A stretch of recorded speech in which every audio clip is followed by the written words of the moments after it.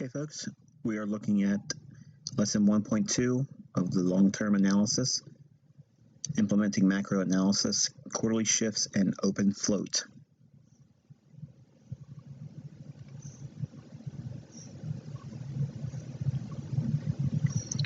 Okay, we're going to be talking about open float on this teaching.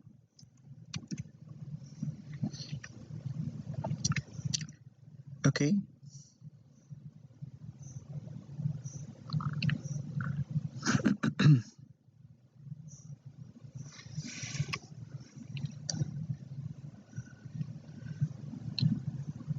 The quarterly shift with open float.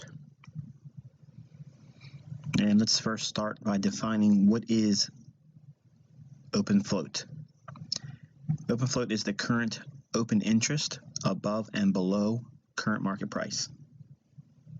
Now this is going to be in the form of pending buy orders, in other words, buy stops that are resting above old highs, or it could be just resting above market price, it doesn't have to be old highs, and sell orders.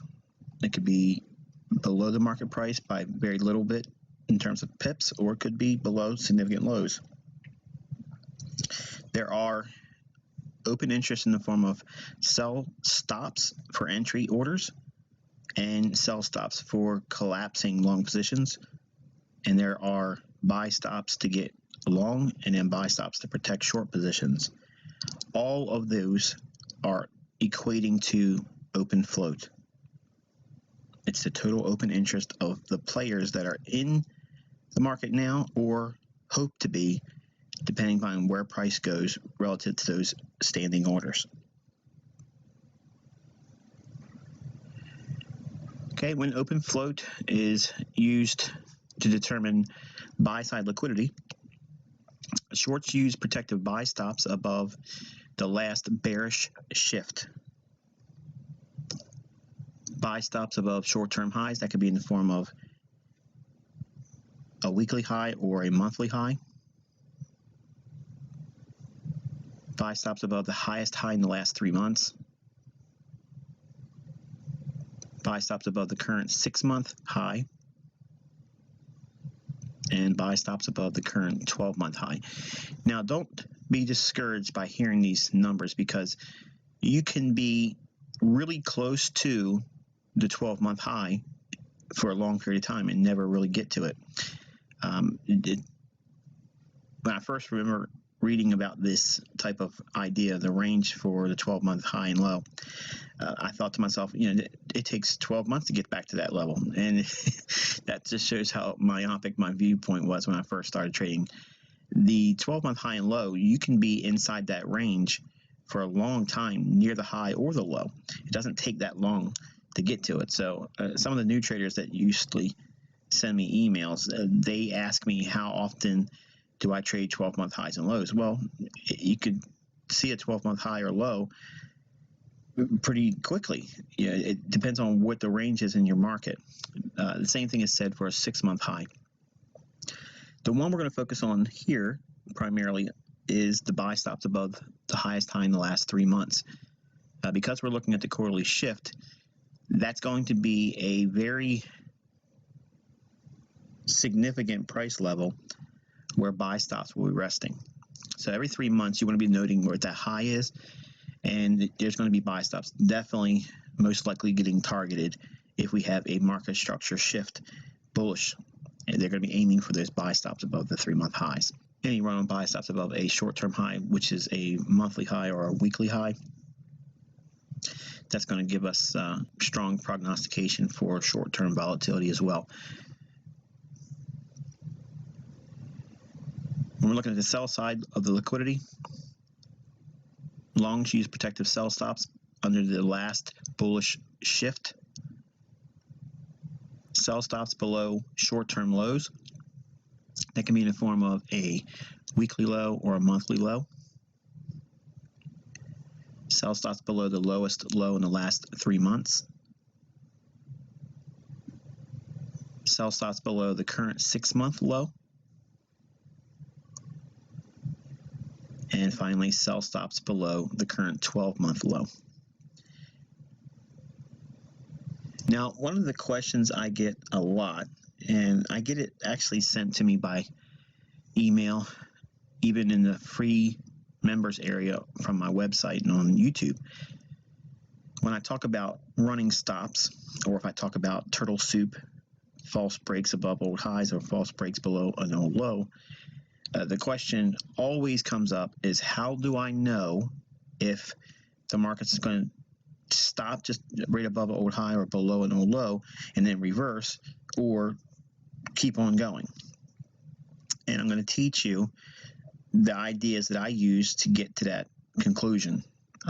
What gives me the conviction that builds the confidence on believing that it's just going to punch above an old high and probably not continue going higher, not by much, in other words, and then retrace and probably offer a shorting opportunity. And the same thing is reversed for buying an old low once it's been violated.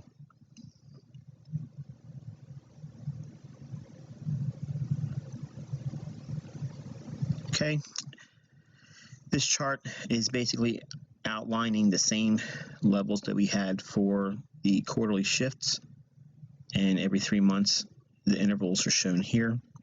I kept the majority of the vertical lines off. I just used little segments to delineate what those reference points would still be relative to date. And I want you to take a look at this chart for a minute, focus and study on it, and if you can, pause the video for a couple minutes and note significant price highs and lows.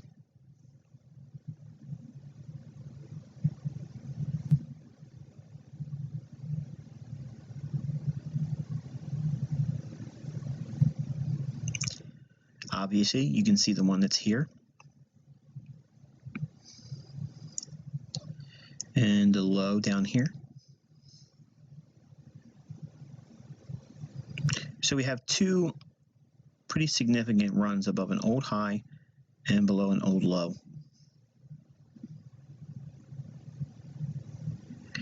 I want you to draw your attention to this short-term low here. When price traded below that low, that was a break in market structure. Okay, so we had a market shift below that low, and the market continued trading all the way down until it got to the 105.30 level. Whenever we see the bearish shift lower in price, your eyes need to go right to the high that it just came from, because on a daily chart, that's going to have a lot of liquidity above it. That liquidity is in the form of a liquidity pool for buy stops. The folks that were fortunate enough to be short from that old high, trading down into 105.34, their position would have a run on the buy stops that's residing, holding onto a long-term position. Now, you're probably asking yourself, what retail trader in their right mind would have a buy stop on a short held on that long just to see it come all the way back up there and get knocked out? Well, again, the market's not trading against the retail traders. It's trading against the large liquidity offered by the big funds. Because funds are traditionally long-term trend following traders, these reference points on the daily time frame are going to be salient to understanding how open float has a big impact on where future price movements are going to take you. As you can see here, after creating a low of 105.34, the market does in fact have one more market structure shift and sends price higher. Pay attention to the quarterly shift markers that we have here. Every 3 months, there is a significant run on liquidity. The move off of the 105.34 level has a break in market structure. Then you can see the subsequent retracement back to the short-term high, and then price rallies away, fills in a liquidity void from October, retraces back down into the 108.60 level, and then rallies again, then ultimately making a run up for the buy stops above the 115 big figure. That market structure break there, bullishly, is the catalyst that sends the market higher to make the stops above 115 big figure targeted. Below that low, there's going to be a large liquidity pool on the daily time frame. Again, it's not for retail traders. It's going to be for the large funds, because there was a significant displacement among many months, about 6 months or so. The market rallied from 105.34s to 115.70s or thereabout. So it was a pretty significant move for the euro dollar. There's going to be sell side liquidity or sell stops in the form of a liquidity pool below that low. You see price did in fact sweep down there and grab that liquidity, neutralizing all the sell stops.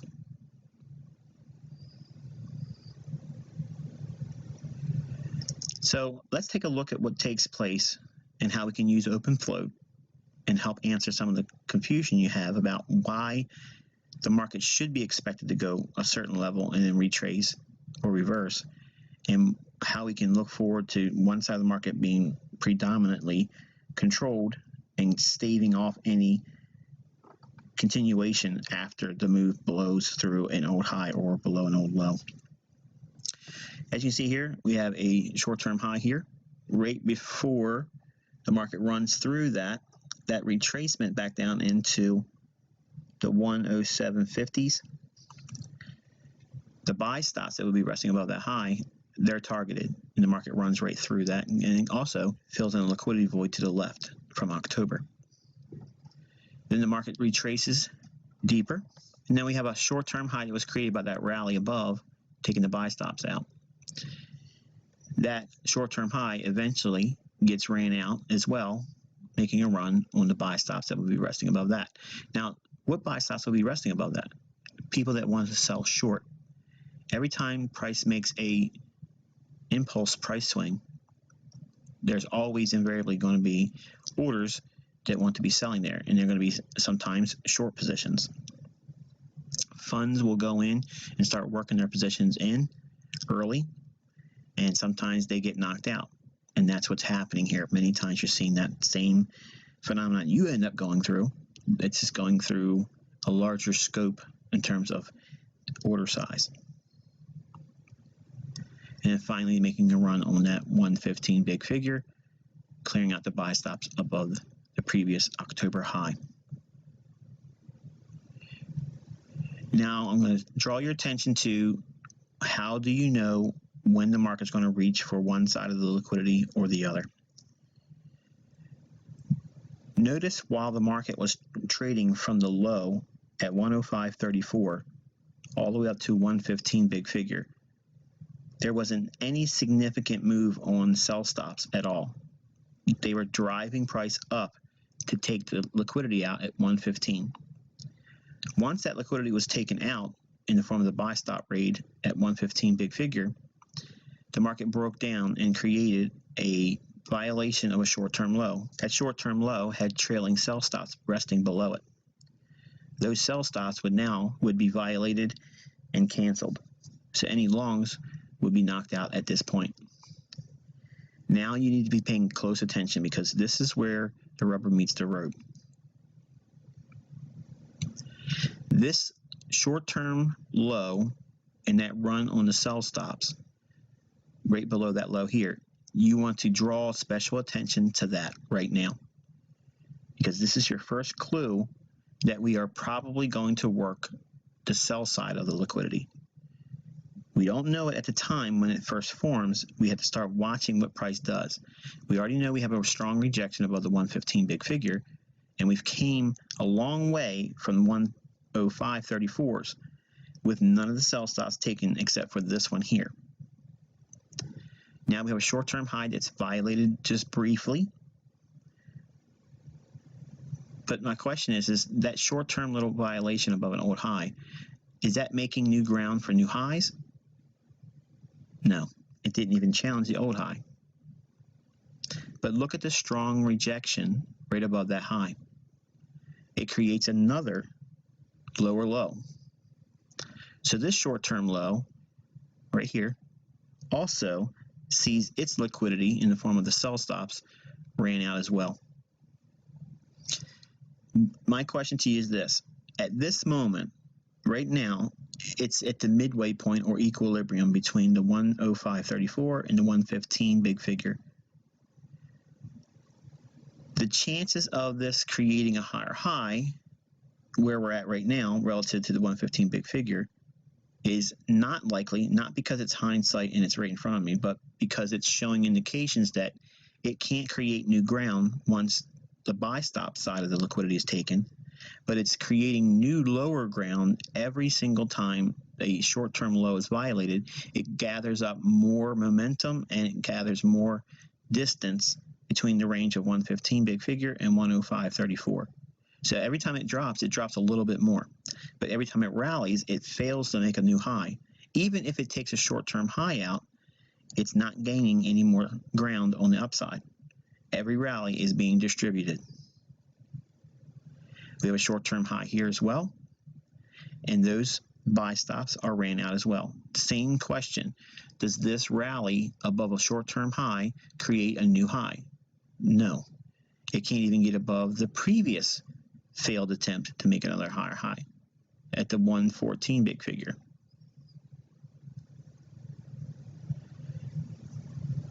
Then once again, we have a rally through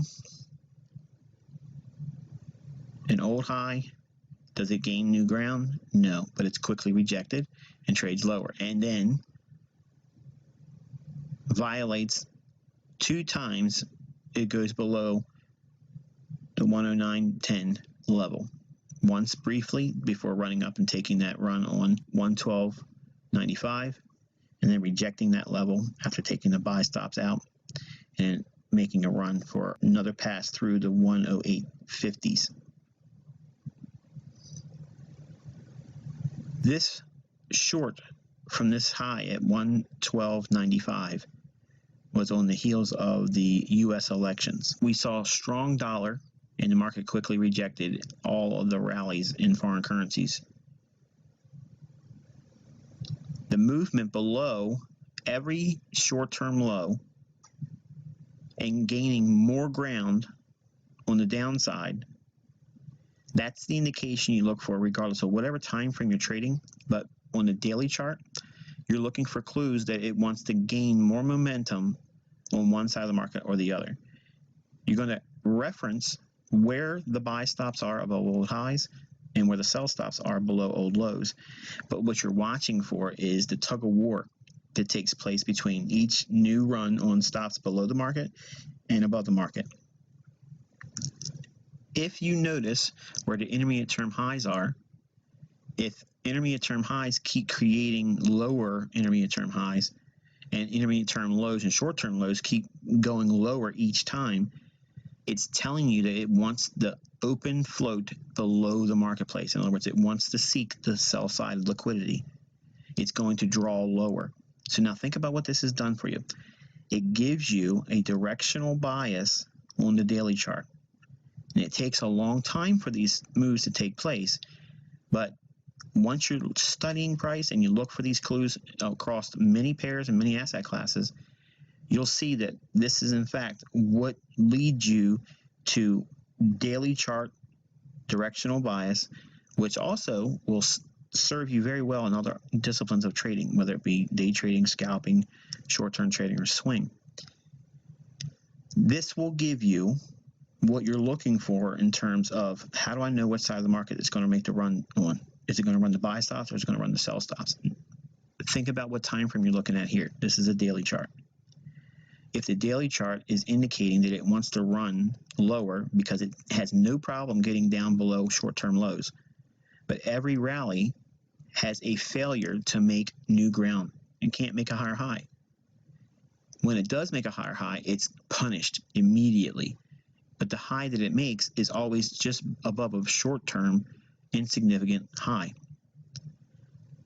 Every time it does this, it solidifies a intermediate term high that is now lower than the previous intermediate term high. An intermediate term high is any high that has a short-term high to the left of it and to the right of it. Think of it like a head and shoulders top formation. Every time you see a intermediate term high that has a lower intermediate term high to the left of it and an intermediate term high to the right of it, that's actually a long-term high in the middle. Again, think like a head and shoulders pattern. Now invert that and you'll have the same thing that would be said for an intermediate term low or a long-term low. Once you see that in price, you'll actually see the market structure that I actually learned from studying Larry Williams as a new trader. You can see the market structure in this entire sample size of data. It's multiple intermediate term highs and long-term highs that are significantly signaling that the market in fact wanted to go lower. There was a liquidity void around the 106.80 level to 106.35. It filled that in and went all the way down to the short-term low at 105.34, bounced a little bit there, and then ultimately, once breaking that low at 107 big figure, it reached down below to take the sell side liquidity out. Now, when you study the daily charts like this, you can look at a lot of examples, but they require time.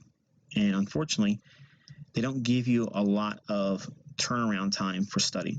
But in hindsight, you can go back and look at a plethora of really nice trading examples where you can see where liquidity was ran on one side, the market was drawn up for 3 to 6 months. Okay, look at the move from the December low of 2015 up to the high made in May of 2016. It's about 6 months.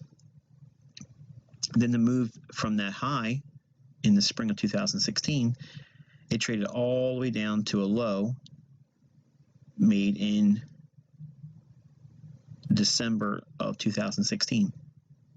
Again, about 6 months or so, a little bit more than 6 months.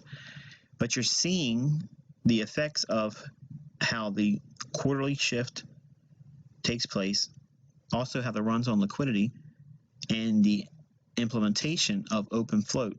Open float is the study of how the market reaches for the buys and the sells that are above market price. Knowing where orders will be building and stacking above old highs and below old lows, that will give you the framework to map out which side of the marketplace the market makers and smart money are seeking to make a run on. If you can determine that on a daily chart like this, it will give you trend, daily bias, long-term bias, and it'll give you prognostication for having smart money perspectives, an institutional vantage point with all of your trades. Until next time, I wish you good luck and good trading.